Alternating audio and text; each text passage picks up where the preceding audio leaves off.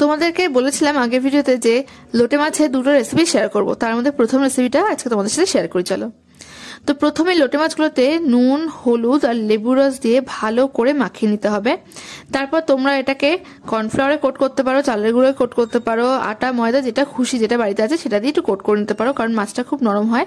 আর আমরা আস্ত মাছটাকে এভাবে কোট করে ভেজে নেব। একটু হালকা গোল্ডেন ফ্রাই করে ভাজবো।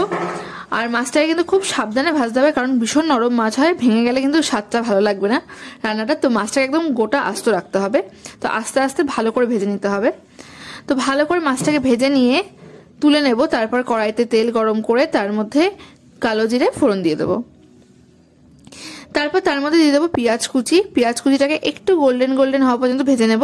তারপর তার মধ্যে দিয়ে দেব আদা, লঙ্কা, রসুন বাটা।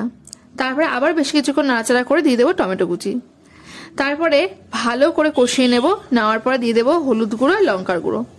ব্যাস, এবার যতক্ষণ না তেল ছাড়বে মশলাটা থেকে ততক্ষণ পর্যন্ত ভালোভাবে কষিয়ে নিয়ে অল্প অল্প করে জল দিয়ে দিয়ে কষাবো। কষিয়ে নিয়ে তারপর তার মধ্যে নুন মিষ্টি দিয়ে দেবো পরিমাণ মতন। তারপরে অল্প একটু জল দিয়ে একটু গ্রেভি মতন তৈরি করে নেবো। গ্রেভিটা খুব বেশি করব না, একদম গামাখা গামাখা হবে। তারপরে মাছগুলোকে দিয়ে দেবো। তারপর তার মধ্যে বেশ অনেকটা পরিমাণে ধনেপাতা কুচি আর শেষে একটু লেবুর রস দিয়ে দেবো।